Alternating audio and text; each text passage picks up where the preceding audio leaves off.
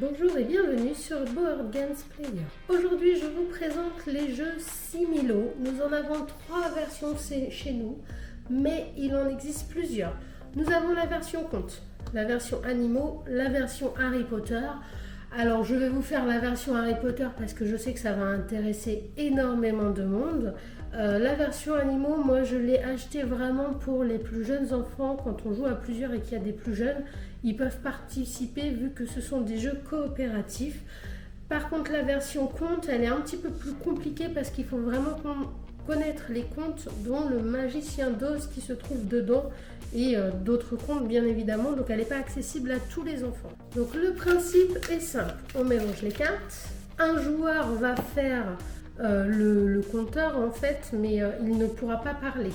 Suivant comment il posera les cartes, cela donnera des indices aux autres joueurs qui, eux, devront deviner quelle carte éliminer et quelle carte garder. Attention, la carte à garder, c'est la carte à découvrir. Donc il ne faut surtout pas l'éliminer sous peine de perdre la partie. Donc celui qui va prendre l'initiative de faire le compteur va regarder la première carte. Donc ici nous avons le nom pour ceux qui ne sont pas super spécialistes, par exemple pour la version Harry Potter.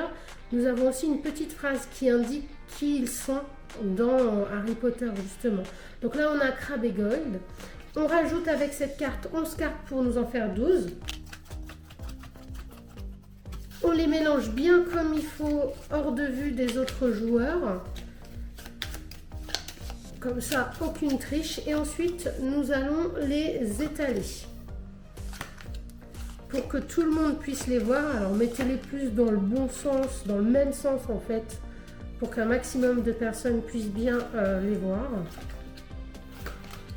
Et donc parmi toutes ces cartes, vous avez la carte à faire deviner aux autres joueurs. Alors je vais remonter un petit peu plus pour avoir de la place pour bien vous montrer. Hop. Et le compteur va piocher 5 cartes de la pioche qu'il garde lui à proximité. Les autres joueurs n'en ont pas du tout besoin. Il se concentre vraiment sur ceux qui sont là. Et par rapport au personnage qu'il aura dans sa main, suivant le sens qu'il va les mettre, ça sera un indice pour le personnage final à trouver. S'ils ont un point commun ou s'ils n'ont pas de point commun. Donc là, par exemple, forcément, j'ai Drago Malfoy. Je vais le poser debout, ce qui veut dire qu'il a un point commun. Les autres joueurs vont devoir défausser une carte. On est au premier tour, on défausse une carte. Le compteur, lui, reprend une nouvelle carte pour en avoir 5 dans ses mains. Et donc je vais faire un petit peu les autres. Tiens, un point commun, Drago et Goyle, ils en ont un. Lord Voldemort, il a aussi un point commun. En fait, il y a beaucoup de monde qui a des points communs avec lui parce qu'il y a beaucoup d'élèves. Donc on va enlever celui-ci. Tiens, voilà, au hasard.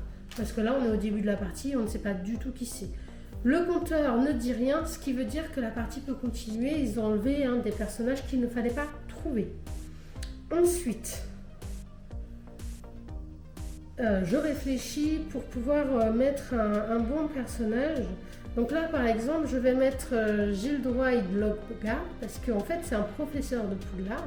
Et je vais le mettre dans le sens où il n'a pas de point commun avec les personnages à trouver. Donc là, ils vont devoir retirer 2 personnages qui vont avoir peut-être un point commun avec lui. Donc comme c'est un professeur, on va penser peut-être à retirer 2 professeurs. Voilà, on en a retiré 2 au hasard. Le compteur prend une carte et la partie se joue ainsi de suite. Donc là, on est au 3e tour. Ils auront 3 cartes à retirer tout en laissant toujours la bonne carte qu'il faut trouver. Et les cartes qui sont déjà posées sont toujours actives. Donc là, 3 cartes à retirer. Qu'est-ce qu'on pourrait mettre tiens, on va mettre Ginny qui n'a pas de point commun en fait. Parce qu'ils ne sont pas dans la même maison, parce que voilà, suivant comment les gens parlent aussi, vous pouvez être aiguillé pour mettre des cartes d'une certaine manière. Donc déjà, Ginny, c'est la sœur de Ron, forcément ils vont l'enlever. Ensuite, on peut aussi enlever Neville qui est dans la même maison, donc ça en fait 2 de retirer, il nous en manque un 3e. Et Hermione, parce qu'ils sont amis en fait. Donc voilà, nos 3 sont retirés, le compteur reprend une nouvelle carte. Alors là, Lucius Malfoy, c'est magnifique parce que c'est le père de Drago qu'on a mis en point commun. Donc on peut le remettre et cette fois-ci il y a 4 cartes à retirer. Donc là forcément on va retirer au vu de ce qui est placé Luna, Cho, Remus et Albus.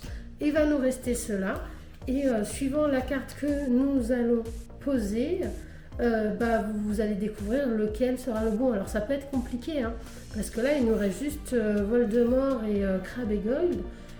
Avec les cartes que j'ai, c'est pas si évident que ça. Alors voilà, après je peux très bien mettre Dobby dans le sens où il a du vert derrière et que là il y a du vert aussi. Mais Voldemort aussi est vert, donc voilà, je ne sais pas. Ou sinon je peux très bien mettre aussi cette famille-là en point commun parce qu'ils sont 3 sur la carte, donc ils sont nombreux sur une carte. Là ils sont 2. Ça peut les amener à réfléchir, mais quels sont les points communs? Il n'y a pas de points communs. Voilà, donc la partie se terminera soit quand le personnage final à trouver sera resté là, soit s'il a été éliminé et qu'il reste que les mauvais.